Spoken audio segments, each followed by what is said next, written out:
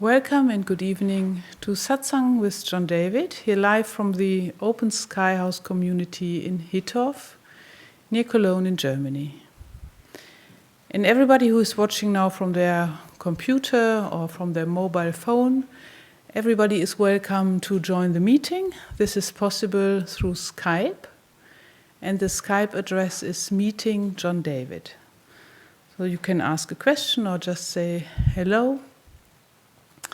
And if you like a more intensive time with John David, the next retreat will be here in Hittorf in the Open Sky House at Whitsun. This is from the 7th to the 10th of June. And there will be also a summer retreat in July in the Ukraine community in Tripilia. And in August, we will have a retreat in Spain, directly at the Mediterranean, in Denia. More information about these retreats you find on John David's website, www.johndavidsatsang.international. And if you like to meet the community, you can come to our celebration weekend. We have an open weekend from the 12th to the 14th of July with many art, many workshops, concerts, and great things. So everybody is welcome. It's all for free. Or you come as a guest or volunteer and spend some time here. And information about this you find on our website, www.openskyhouse.international. Thank you.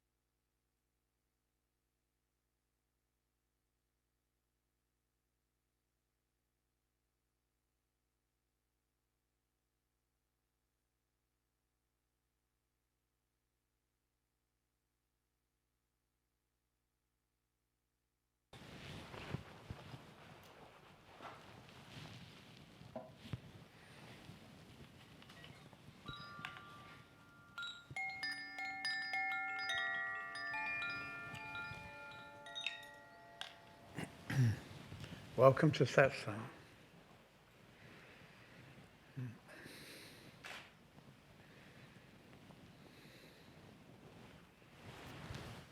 Okay.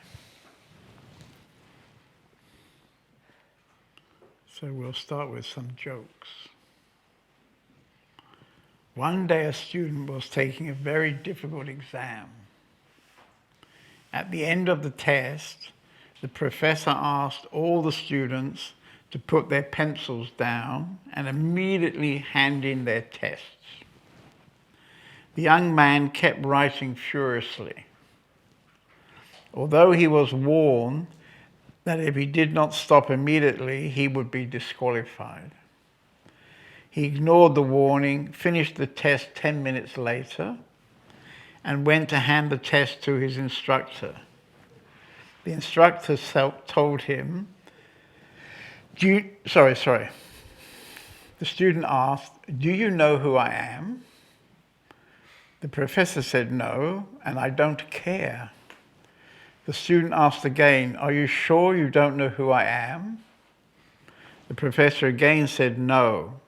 So the student walked over to the pile of tests, placed his paper in the middle, then he threw them all up in the air. "Good," the student said, and walked out. He passed the test.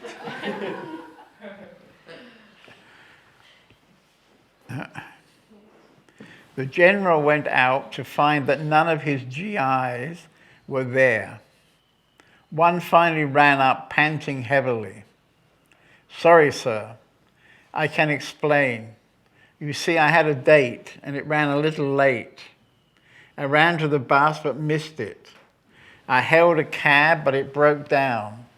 Found a farm, bought a horse but it dropped dead. I ran 10 miles and now I'm here." The general was very skeptical about this explanation, but at least he was here, so he let the GI go. Moments later, 8 more GIs came up to the general panting. He asked them why they were late. "Sorry, sir, I had a date and it ran a little late. I ran to the bus but missed it. I hailed a cab but it broke down. Found a farm, bought a horse but it dropped dead. So I ran 10 miles and now I'm here." The general eyed them, feeling very skeptical, but since he let the first guy go, he let them go too. A 9th GI jogged up to the general, panting heavily. "Sorry, sir, I had a date and it ran a little late. I ran to the bus but missed it. I hailed a cab, but..." "Let me guess," the general interrupted. "It broke down." "No," said the GI. "There were so many dead horses in the road, it took forever to get around them."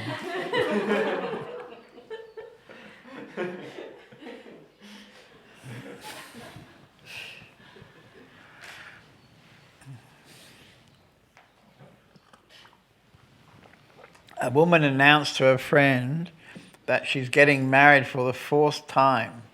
"How wonderful! But I hope you don't mind me asking what happened to your first husband." "He ate poisonous mushrooms and died." "Oh, how tragic. What about your second husband?" "He ate poisonous mushrooms too and died." "Oh, how terrible. I'm almost afraid to ask you about your third husband." "He died of a broken neck." "A broken neck?" "Yes, he wouldn't eat the mushrooms."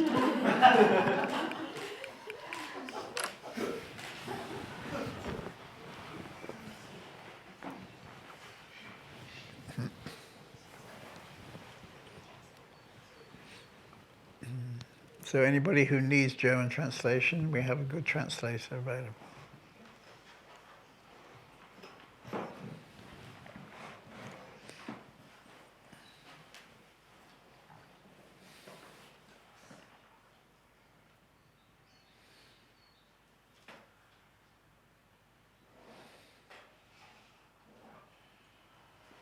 So just now I did a little excursion to the local town, and as you see, I got a haircut.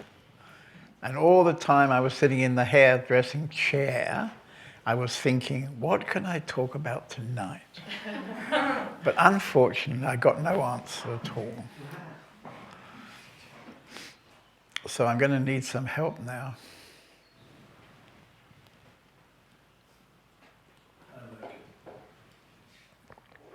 Somebody might like to come and talk to me. Somebody who's got some questions maybe, or likes to share their whole life story. You know, we have time.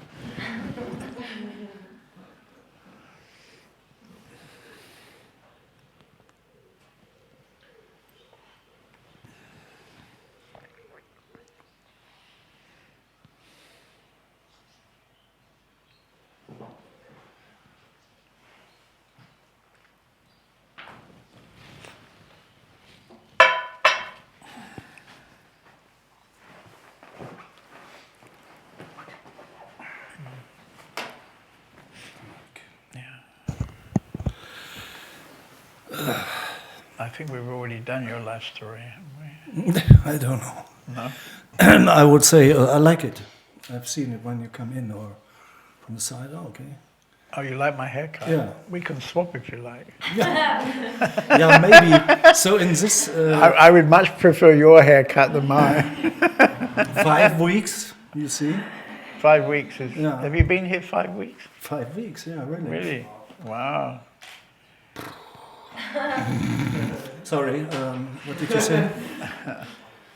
Yeah, Right. 5 weeks now. So your time is almost up, is it? Sorry? Is your time almost up? Yeah, so 1 week and then I have to go Okay. back to home. You're going home? A little bit home, but it's not easy for me to go away from here. Yeah.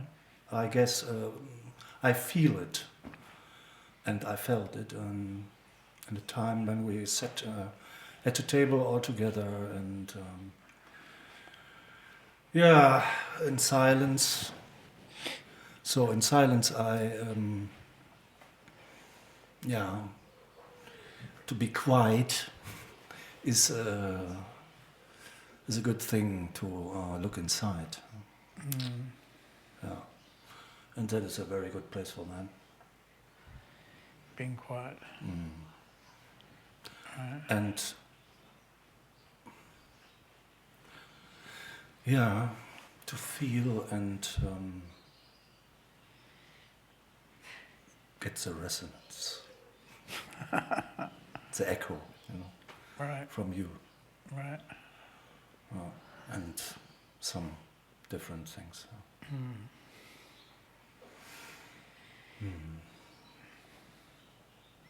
Well, I think you live quite close, don't you? Yeah, in Düsseldorf. Just 20 minutes. Yeah, by car. Yeah. To walk is a little bit more, on socks or something like that. I come otherwise, and maybe there's a good situation for the next Friday to Saturday. Maybe somebody can pick me up. I came with a big and a small rucksack Yeah. and a laptop. Right. So when I say one way, then I don't know how long. So I'm here. 5 weeks. Yeah. Now you take roundabout. Now you take all your washing back with you. Yeah. Sorry? You're going to take all your washing back with you. Washing back? Washing. You've been wearing clothes. Yeah. You've been wearing clothes. So Was? Deine Schmutzwäsche musst du jetzt wieder mitnehmen. No.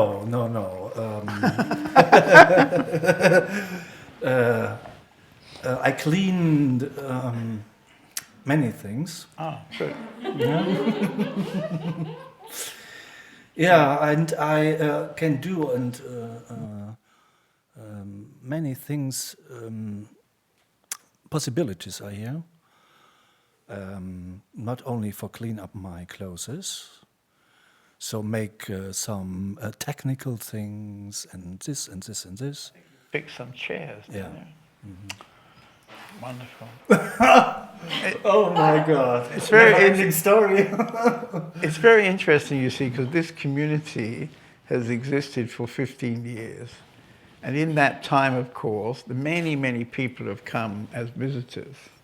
And they've stayed maybe 2 or 3 days, maybe they've stayed a week, or maybe they've stayed 5 or 6 weeks. And of course, all these people that come, they in a way contribute. Sometimes they contribute a lot from some particular knowledge they have.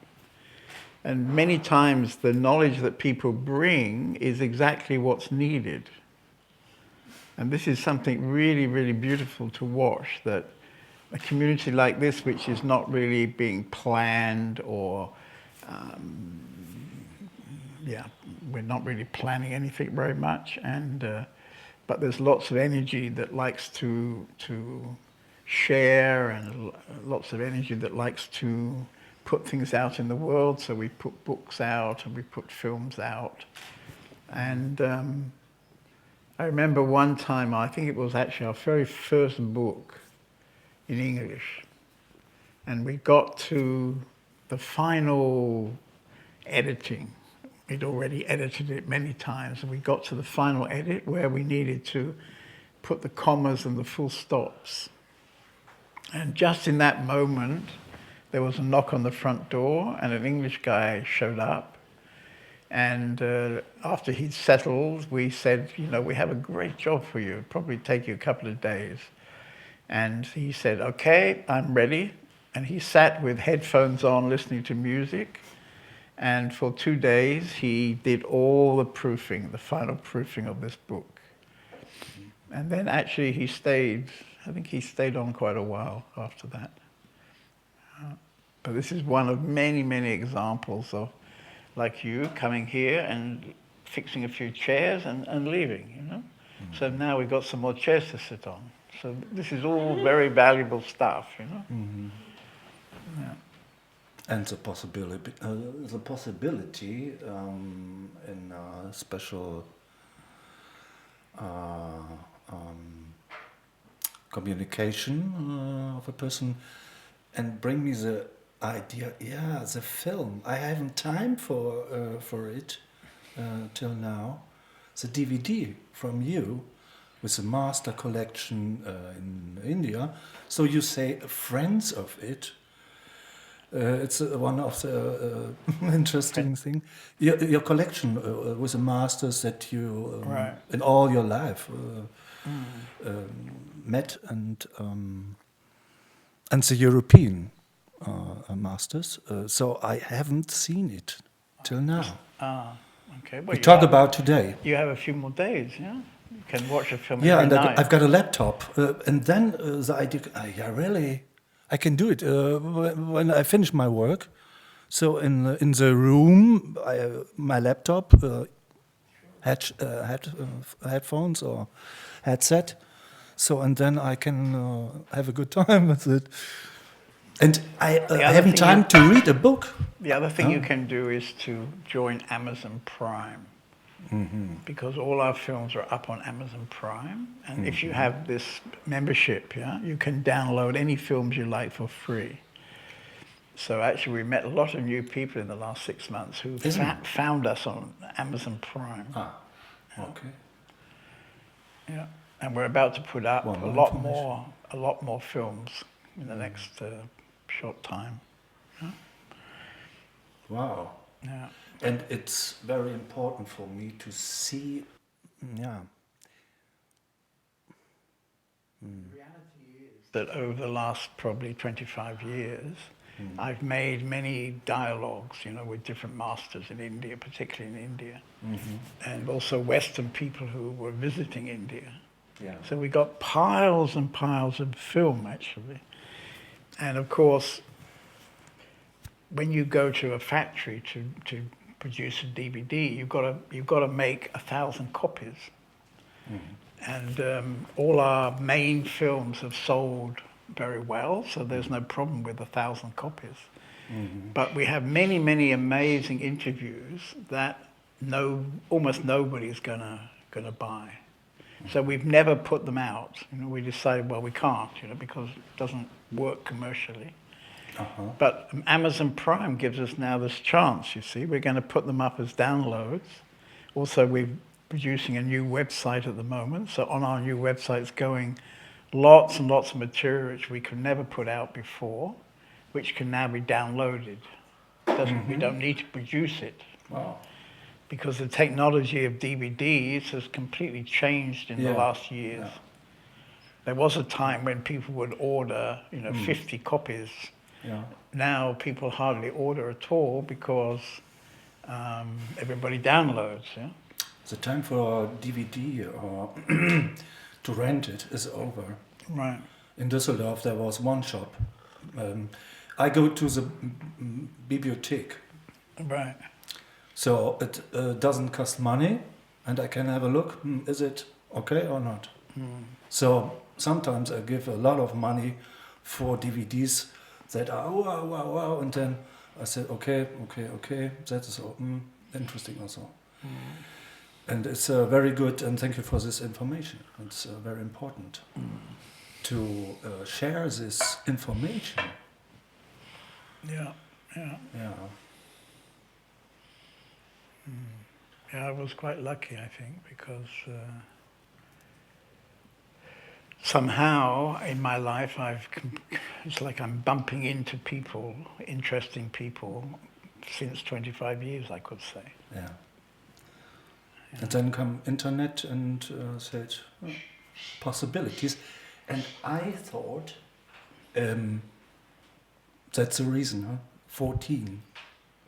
14. When I have heard. Yeah. Now you're in the internet, World Wide Web, and my idea or my imagination was, wow, so many people, and I have very close things, or I wouldn't. But there aren't so share. many people, you see. I mean, we've been broadcasting these meetings for the last 8 years, and we have an archive of something like, I don't know, is it 800 meetings? 800 1.5-hour meetings in different language translations, which are all in the archive. Yeah, people can watch it, and people do watch it, but pretty small numbers actually, pretty small numbers. And I was surprised about that. So I asked me why. Is it 14? Is it a real? Tonight is 14 watching. 14. Yeah. I can't understand it. Well, I tell you what will happen. When you go home, you'll become maybe not even one of the 14. You'll go home and you'll meet your best friend and he will say, hey, on Friday, let's go and have a beer. And you'll say, yeah, sure. And then you meet a few other friends and you sit on Friday night having a beer and you forget all about watching, who's interested to watch television on Friday night, So that's how it goes, and you'll see this quite quickly when you go back into the real world. That real people have well, I don't know if it's real actually, but we talk about it in words like real, but of course, probably it's not very real. Yeah. Yeah. In fact, there are a lot of people I connected in the past in Düsseldorf, and it doesn't work. My contacts are quite good, I guess. So it depends on. So, for example, when you meet your close friends who you've got a connection, and you say, well, I've been to this amazing house. I was there for 6 weeks. You really should go. And they'll say, well, yeah, tell me what's the address, and then none of them will show up, you see. We have people been living five minutes from us for 10 years and don't come here. That was a story you told about the bike. You can come with bike? Yeah. Yeah. So, and I thought, I sell my car, I sell my motorcycles and so on. Many, a lot of years ago. So, but I can come with my bike. So, always, was heißt nochmal öffentliche Verkehrsmittel irgendwie auf Englisch? Public transport, what a nice word. Public transport. Public transport, yeah. ÖVP. So we said here.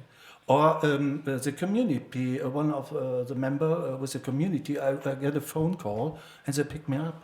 Right. That was the first time, and I said, okay, nice. What a good service. Yeah, yeah. Yeah, that is community. That's only when you first come. After that, we don't do it anymore. We only pretend to be nice. We're not really very nice. Yeah. Look, 17 people now. You see, three more people like your talk. Yeah, that's one of my friends and 2 girls of them. Oh, okay, right. Yeah, but the connection, I will see what I can do. Right. If you're interested to have more contact with me, well, ongoing contact with me, we have a meeting that I call the Sangha group, and this meets every 3 months. We have a weekend together, and you could consider joining that group because it's a very nice group of people who are seriously interested, Yeah. but for different reasons aren't going to live in the community. So you could consider that. Yeah. Yeah, we might even pick you up. Okay. So I have the information Yeah. today. I become it today. And actually I minimum 1 more night. I sleep without and then but I have a feeling for that, and yeah, Right. it's a good chance, Okay. a great chance, and a gift maybe. Yeah. Okay. Okay. Good. Thank you very Good. much. Thank you. Okay. Now I have to answer a question. Is this on? We have a question on YouTube from Sylvia. She was here sometimes. Oh, yeah. And it's about the Enneagram. She says she is reading the book from Eli Jackson Beer about the spiritual Enneagram. And her question is if you could say something about it and how to use it. Oh, well, I could say a lot about it, but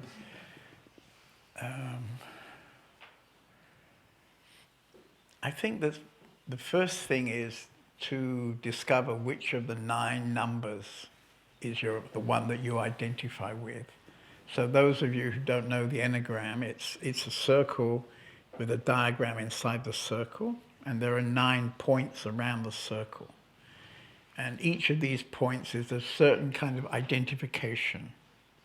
Every human being resonates with one of those 9 points. And each of the points has a slightly different character. And this is something that starts when we're very young.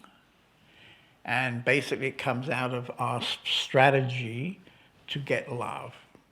Whatever strategy we use when we're very small, to be loved, to be cared, to be looked after, creates a certain kind of character. So, yeah, so the whole of humanity can be divided into these 9 different identifications.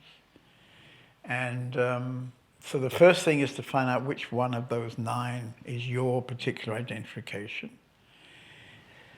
And then in Eli's book, for example, he describes the characteristics of each of these 9 identifications. And you can read, once you know your particular number, you can read the basic characteristics. And of course, when you first read it, it's a little bit shocking because you discover, wow, I couldn't imagine that I, so complex person, can all be written down in this book, you see. Because of course we all like to think we're terribly special and we're absolutely unique, but unfortunately it's not really like that, sorry. So of course, once you know what your number is and you accept your basic character, what then is a lot of fun is to know the numbers of your close friends or your wife or your husband, because then you can anticipate how they're going to react in certain situations. Yeah? So if you've got a wife and you know what number she is, you know that when you tell her, I'm sorry, I can't really buy you a new dress this week, you know how she's going to react from her number, from her character, you see. And then, of course, you can bring her flowers to compensate for the dress or whatever's needed to keep the peace, yeah. So this is a lot of fun, and of course in a community like this where there's 20 people, we do enough work on the Enneagram so that we all know basically the characters. And so when we get some particular drama, we just go, oh, yeah, typical drama for number 5, for example. So actually the Enneagram is very useful. So that's the first use. And then, of course, as you go deeper into your own freedom, there's a possibility to transform this particular identification, if you like to become free of that.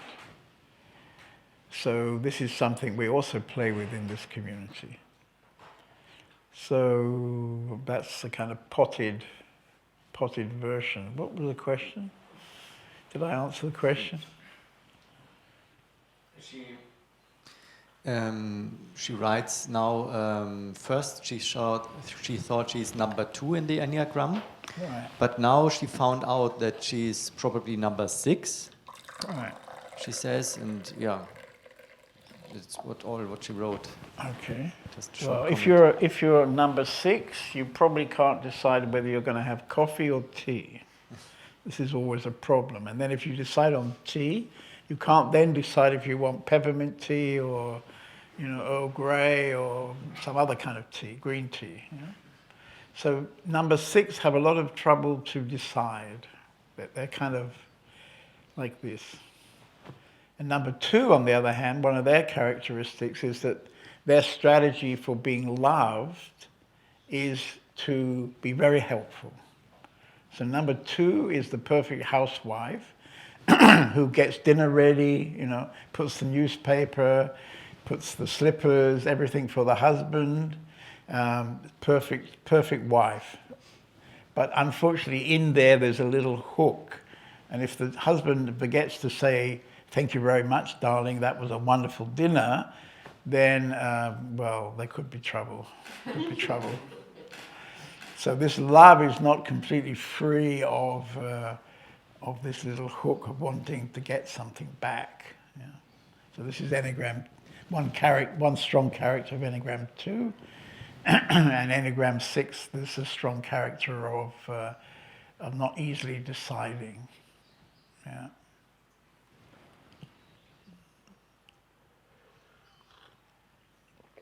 For example, maybe you noticed in the news that Doris Day died. I think was she 96 or something, I think.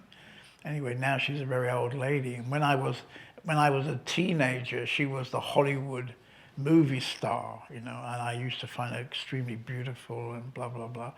And she was exactly an Enneagram 2. So she was keeping all her men, mostly Rock Hudson, quite a nice man, keeping their men happy by being the perfect housewife. So Doris Day, if you watch a Doris Day movie, you can pretty much see the Enneagram 2 in operation, because she was exactly representing Enneagram 2. Yeah.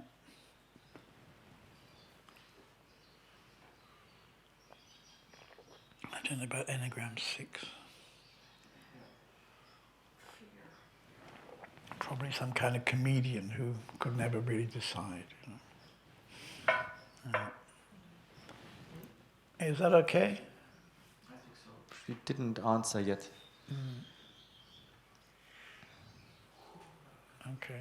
And Eli Jackson Bear's book is very good because it looks at the Enneagram from the spiritual point of view.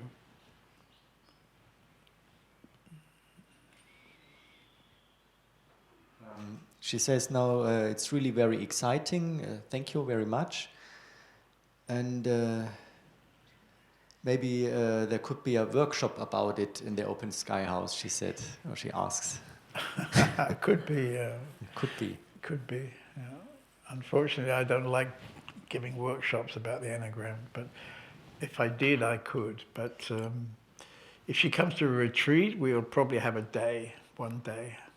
One of the things we do in our day, which is a lot of fun, is that we act out, we do a theatre. Once we all understand what our characters are, in the evening we do a theatre where we act out these particular characters. And this is very beautiful. It's very beautiful to actually really feel it from inside and then express it through some kind of theatre.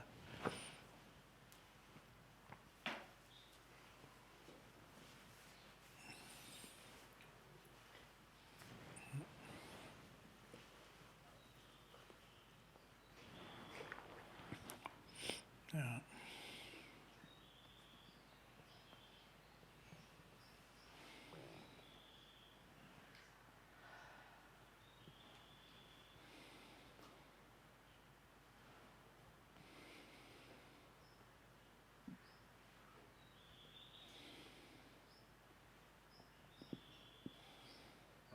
There's another question on Facebook this time from Swami Ashutosh Tirth.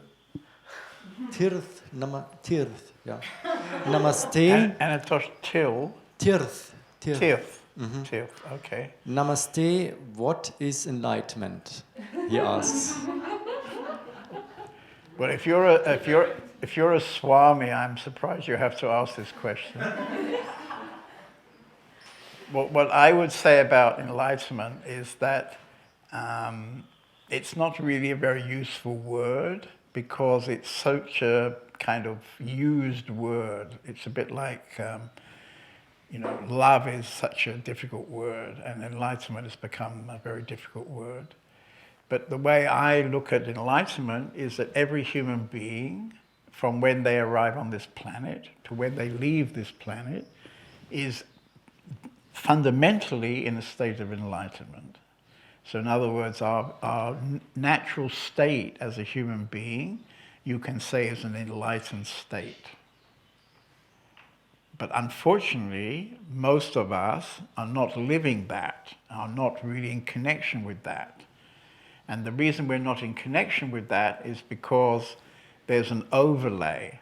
So there's an overlay which comes from our particular family. As we grow up, we get some kind of conditioning from our parents, particularly our parents or whoever is close to us. And we also get a kind of overlay from the culture. So somebody brought up in Japan gets a very different cultural overlay to somebody brought up in Germany, for example. And if you're brought up in, Jamaica, it's even more different. So these overlays create an identity, actually, because we become easily identified with this overlays. And so this overlay creates a kind of barrier, a kind of, how can I say, you could look at it like the sky. The overlay is like the clouds. So the clouds in the sky are like an overlay to the blueness of the sky. We call our community open sky. So the open sky, if you like, represents our true nature, which is enlightenment, which is always present, has always been present, always will be present, and is true for everybody. There's no, how can I say, no qualification for that. And then the clouds come into the blue sky, and some days there's a few clouds and a lot of blueness. Other days it's mostly thick cloud, but even then the blueness is there. You can't see it, but it's there, you see. So the clouds represent, if you like, an overlay which makes it difficult for us to connect to our true nature. Our true nature is the blueness. So there are many ideas about enlightenment which are probably not true. And also, of course, people have different definitions of enlightenment. So when somebody says, oh, enlightenment, you don't really know what that is. And in fact, very few people know what that is, because in a way you've got to be enlightened to know what it is. It's very difficult to talk about.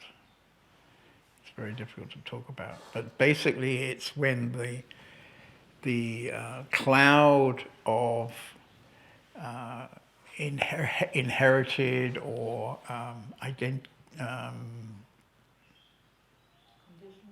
conditioning is cleared away. Sometimes this happens for no obvious reason. So now we have the internet, as we have this modern media.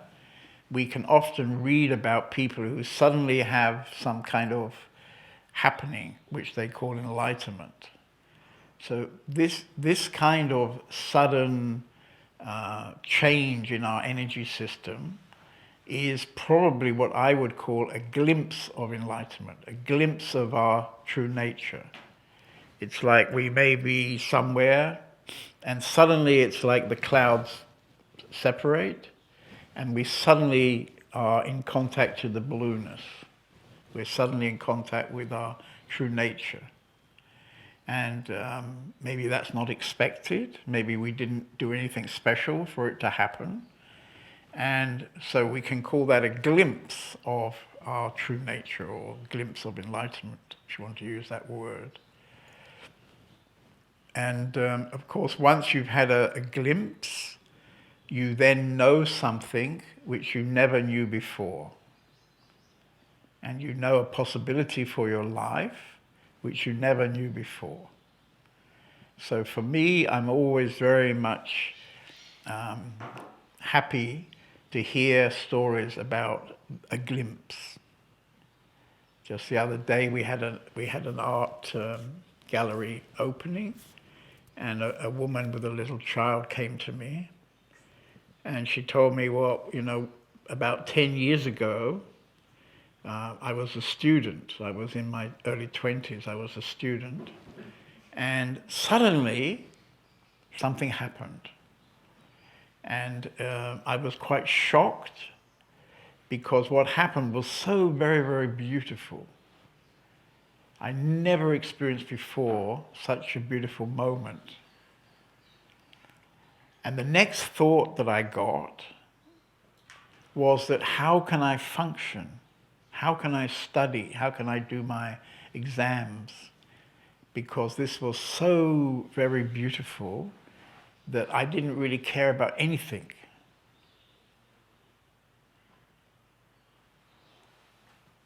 So this is a very beautiful kind of characteristic of what we could call enlightenment. That it's a moment where, if you like, all the things that seem to be terribly important suddenly become unimportant. And the only thing that's important is what's happening in that very moment. In other words, you could say this is a moment of pure presence. So presence is our true nature. But unfortunately, if we're really honest, we would know that we're mostly in the past or we're mostly in the future. Most human beings tend to be more in the past. But not many human beings are present. It's kind of rare, you could say. And as a group, for example, today I've got two little daughters, amazingly, an old geezer like me. I've got two 3-year-old daughters, and today I took them to the kindergarten and picked them up from the kindergarten. And so while I was there, I met a few other inmates of the kindergarten. And the thing that's so touching, it makes it worthwhile for me to drive there and back, because in these little moments when I meet the kids, they're so present. You know, they're so amazingly present that they don't know how funny they are or how amazing they are, because they just stand there being themselves, you know. It's completely simple, actually, but it's so amazing. So I would say that those little kiddies are probably the closest to an experience of enlightenment as you can find anywhere. But of course, they're not conscious about it. It's like their nature. It's our nature too. And of course, unfortunately, those little 2 or 3 year old kids, when they get to, by the time they're probably 7 or 8, school also has come in and told them a few stuffs as well and made another overlay. The clouds are getting thicker and thicker. And unfortunately, by the time we're in our 20s and 30s, we mostly have lost any touch with this pure nature.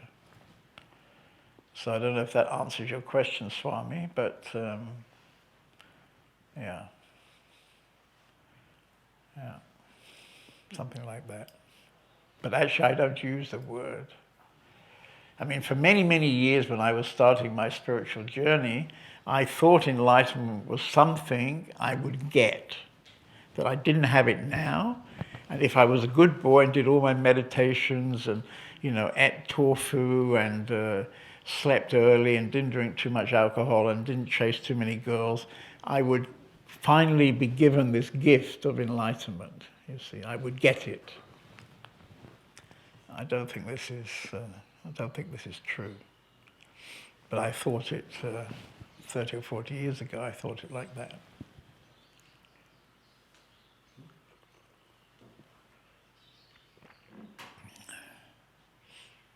Is there any follow-on question? Sylvia wrote again, and Anything from Swami? no, No. he didn't answer. Oh, he's probably in shock. Sylvia He's probably writes, got lots of ideas about enlightenment, you see. He's a Swami, so he's almost certainly got ideas. Anyway, go on. Sylvia writes, I thought always that when the ego disappears, then I'm enlightened. This was before to the question to the Enneagram, Yeah. I think, and to the, what you said about enlightenment. That's one way of looking at it. I mean, the ego, if you like, is what I was just describing, is the layers of conditionings, yeah? And out of these layers of conditioning, we create an identity. We call this identity me. And this me is the ego. So if this ego then dissolves, then that's, if you like, similar to the idea of the clouds also dissolving. You may have noticed when you look at a day with really a blue sky and a few clouds, you can watch a cloud passing in the sky, and then if you look down and look up again, it may have just disappeared. It just melts away into the blueness. So in that way, Sylvia, you can say, in a simplistic way, enlightenment is when the ego disappears. Yeah, something like that. But of course, it doesn't disappear too easily. In order for the ego to disappear, you've got to understand who you are. You've got to understand that me, the one I'm always empowering every day of my life, is not who you are. And who you are is something that can't be spoken about. It can only be maybe pointed to. And that's why I say that the glimpse, when you have a glimpse, this is such a very important moment, because when you have a glimpse, and you've been a spiritual seeker for many years, and you've heard many people talking, and it all sounds great, and you're really interested, you're ready to do your meditation, and blah, blah, blah, and boof, suddenly you're in the supermarket, and you have a moment of glimpse when you're absolutely present and you're absolutely in your true nature.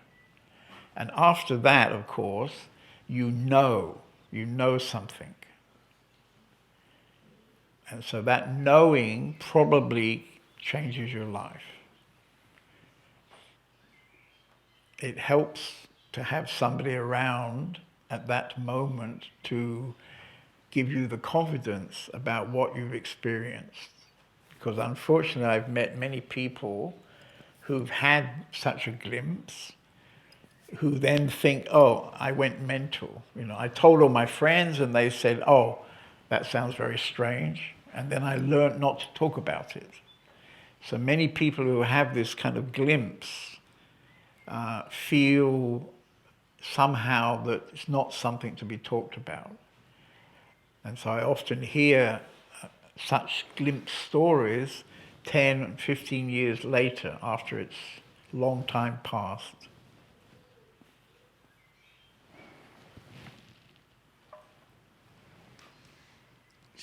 Sylvia answered and she says, thank you.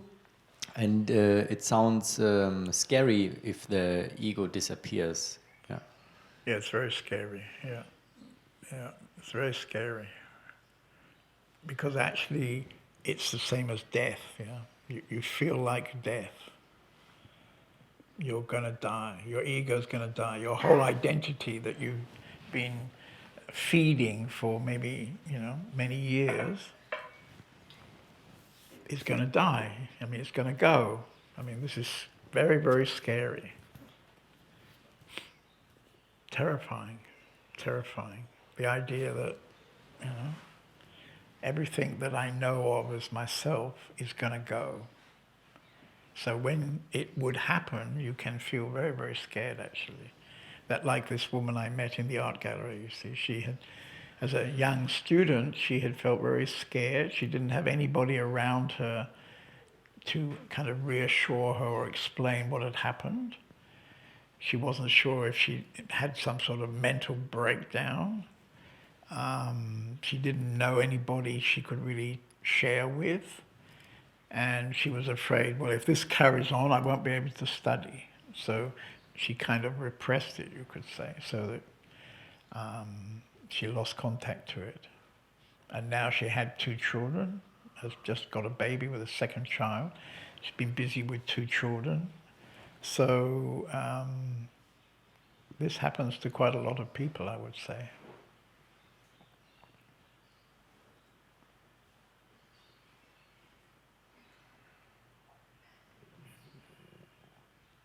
I mean, here in our community, for example, we have a lot of people who have had this glimpse, even several times. Because, of course, in our community, there is a certain energy field, which maybe some of you can feel in this meeting, that supports such an opening. So this is not really uncommon in our community.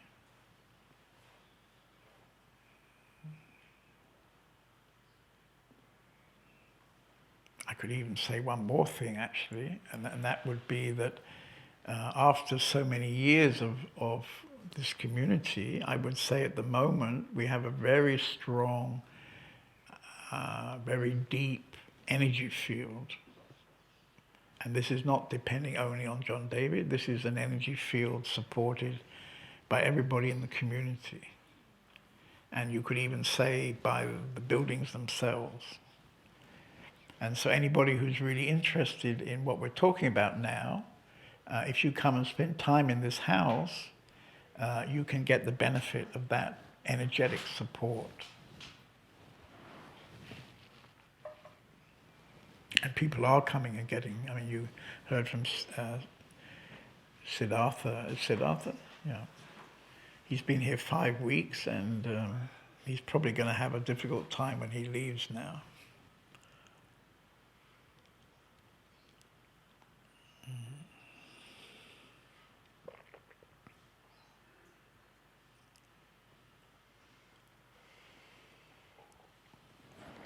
So I have a question for Swami. Yeah? Can you ask Swami what he thinks enlightenment is?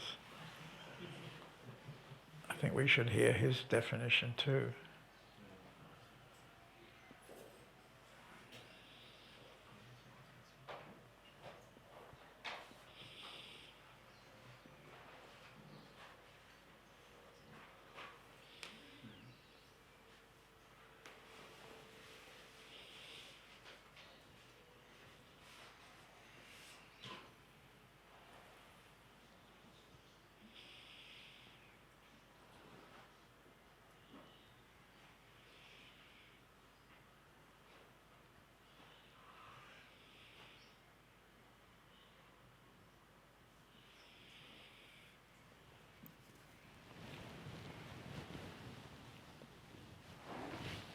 You see, I'm English, so I've got big conditioning about tea. You see, I have to drink tea all the time.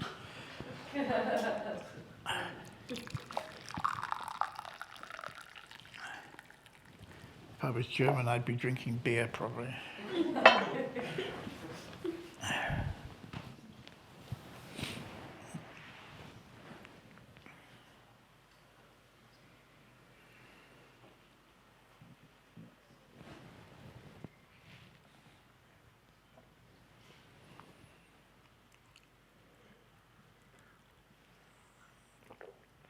Okay, looks like Swami is not with us anymore.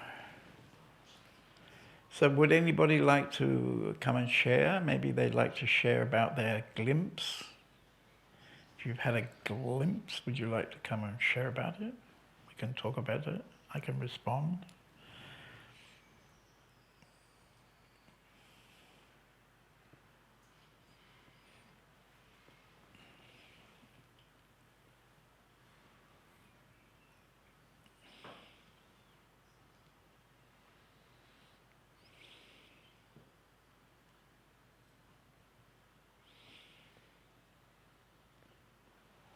Sometimes people are shy to talk about their glimpse because they feel that, you know, they're very lucky to have this glimpse and they better keep quiet, otherwise people get jealous.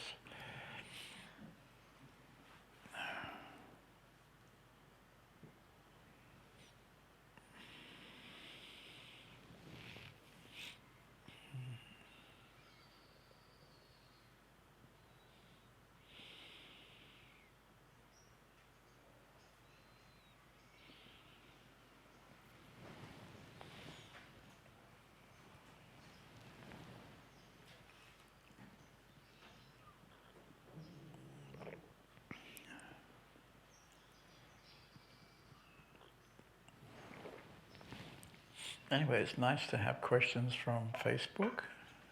And what were the other, YouTube, was it? Wow, we've only just started to broadcast there, yeah? It's very good. Yeah.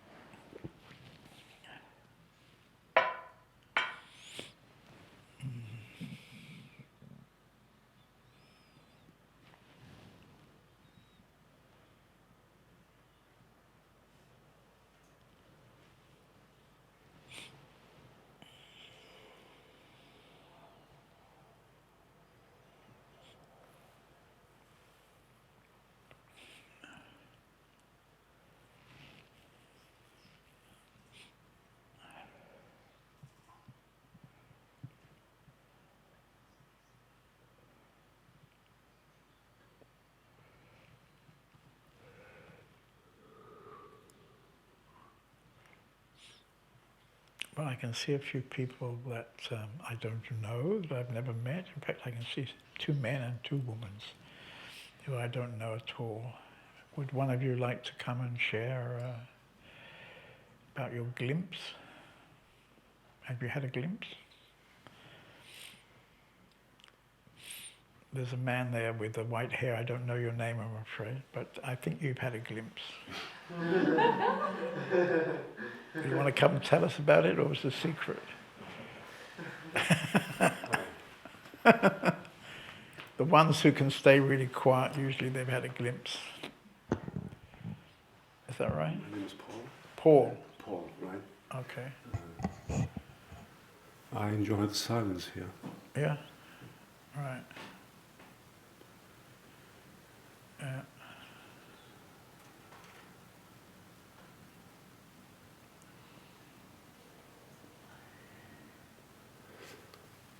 I find it difficult to say something that makes sense. Right. That's the trouble, yeah. I mean, you've got white hair, I've got lots of white hair too. As you get older, you realize you know nothing, yeah. When I was 18, I was ready to be the president of the world. I thought I knew everything about everything. Yeah. Right? I probably did in those days. But now, I mean, it's really horrible. I mean, now I don't know anything about anything. And so it's really hard to talk. I still know a lot, but What? but I still know a lot. Maybe Oh, you not know a too lot? much. Oh, But, well, unfortunately, I used to know a lot, but I've lost most of it. Yeah. it gets close to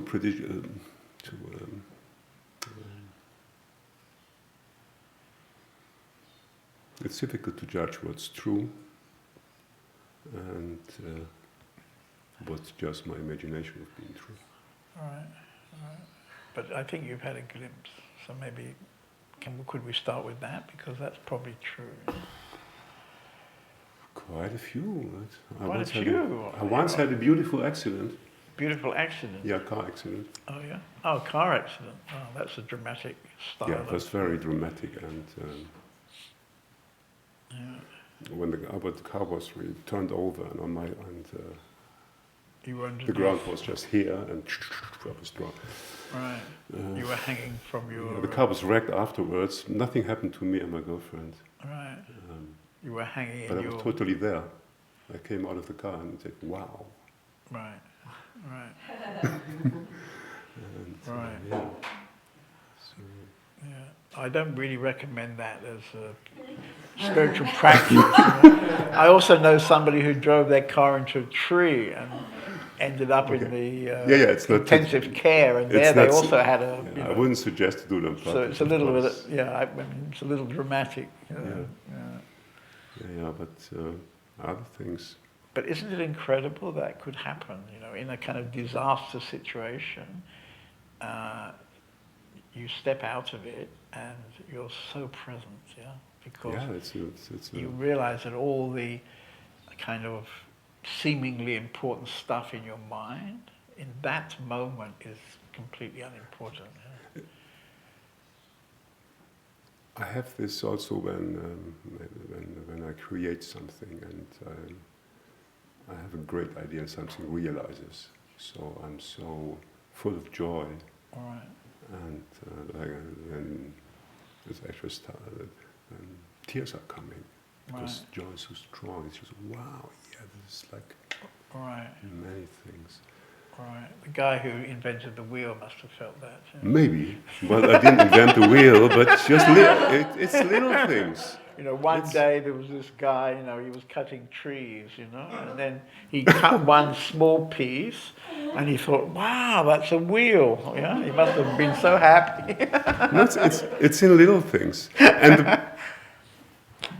but these glimpses are they go away, and then you're left alone. I don't know how to hold it.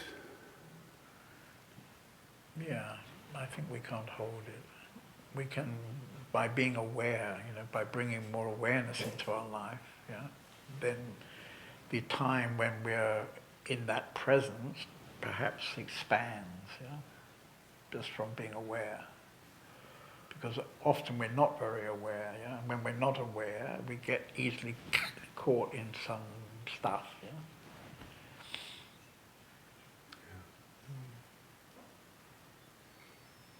And when you started by saying that, for you enjoy the silence, I mean, that's the thing that brings us to have more and more awareness, I would say, when we're silent, when we have the ability to be silent. I mean, when I was a kid, in the library it used to say silent, and I also used to be a bit pissed off, silent. But actually, a true silence is how can I say, it's such a support, for this necessary self-awareness which allows the clouds to disappear. Yeah, it still keeps on. Sorry, what's that? Keeps on going back to problems, Yeah. depression, bad times. Yeah,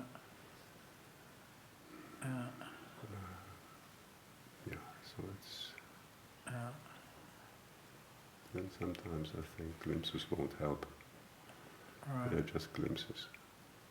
And then you come back to Mother Earth. Well, as I Or say, to Mother Booze or to drugs. But this is Yeah. completely useless. This is no use anymore. right. I think drugs have a use, but not for long. You know, I would guess every 18-year-old should try a few drugs, you know, just to realize that, you know, that the clouds can go. Yeah, but it lingers for the whole life. And then you always look for this direction. And then it's like, I know I've been in paradise, Right, but I've been thrown out. right, No, that's not true. Paradise probably looks different. right, I got no idea what I'm looking for. right. Well, that's why I tell to myself. I took LSD when I was, I don't know, in my 20s. I think I was probably in my 20s. And sometimes, not very often, but sometimes, like now, I'm remembering one particular. It was in a beautiful beach, you know, and I took this LSD, and then I found myself walking barefoot, you know, down this rocky path. And it was dusk, you know, it was getting dark, so I couldn't see my feet, you know. And I always had the idea that, you know, you've got to see your feet because you've got to avoid the rocks, you know.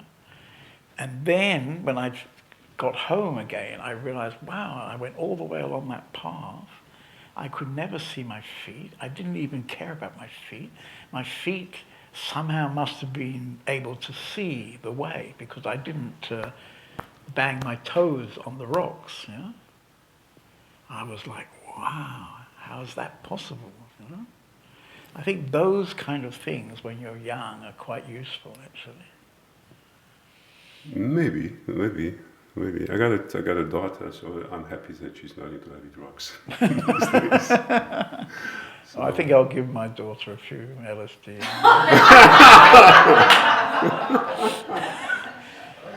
No, because I think, you know, you need to, well, you don't need to, of course, but there is the possibility of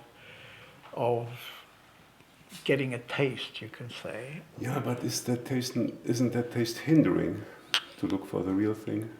No, I never was then doing my spiritual practices, so I didn't have to look at my feet in the dark. You know, I just saw from that experience that the way I'm functioning is not how I thought. You know, so I think that was useful for me.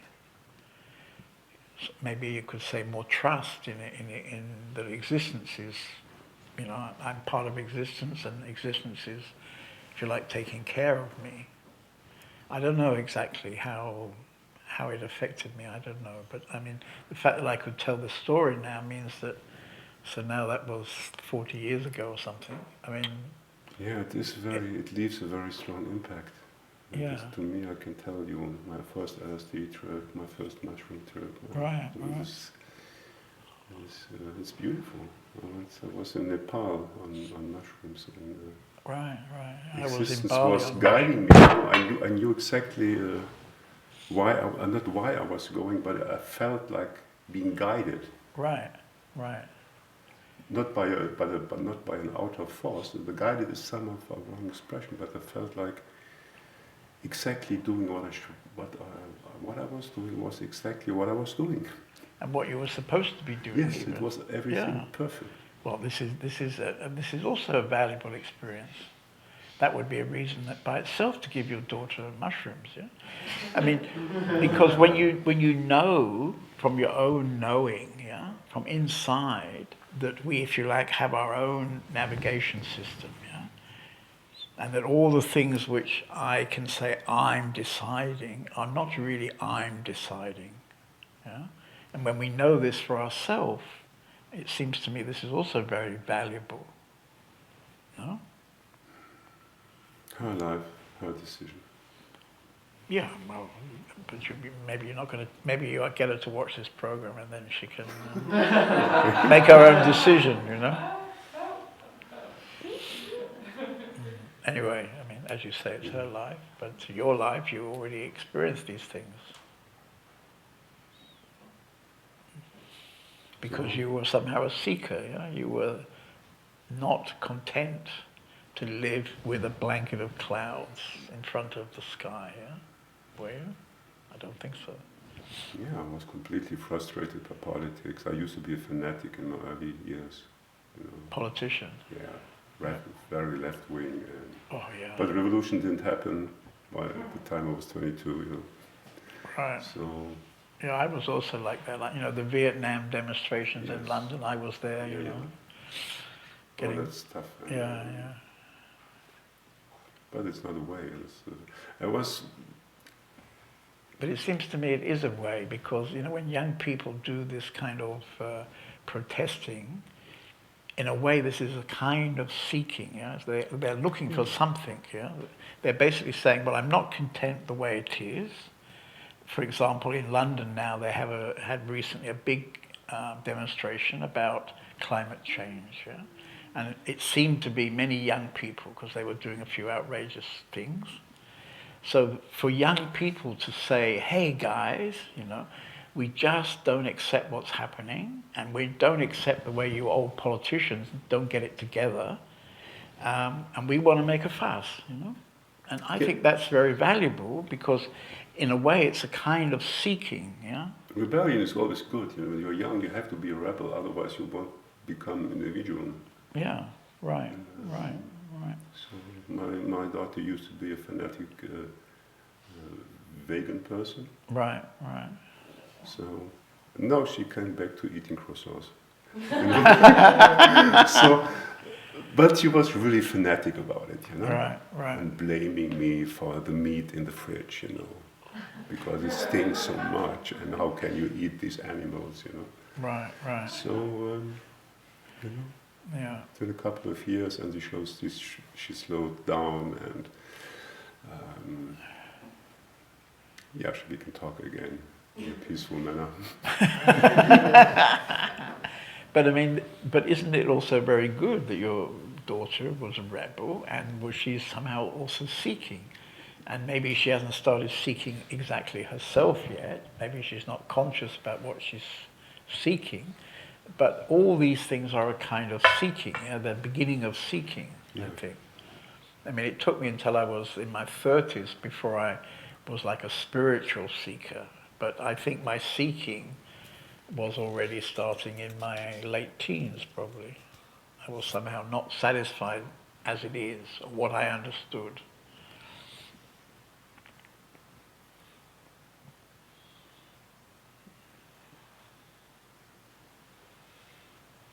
It's nice to be here. Yeah. Thank you. Yeah. Good. Thank you.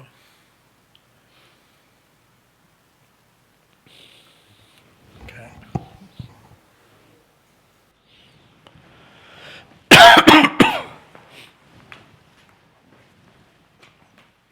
Good.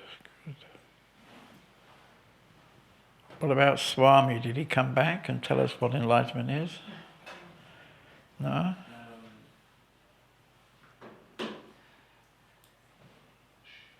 He wrote, yes. Oh, he did. Good. I thought he would. Yeah.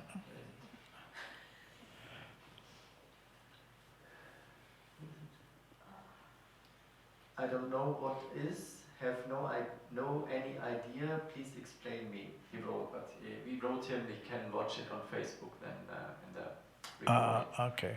Okay, good, yeah. Yeah, these meetings are now archived on Facebook and on YouTube, I think, yeah? Is that right? Yeah. And of course, we have our own Sat TV website where the whole archive is available.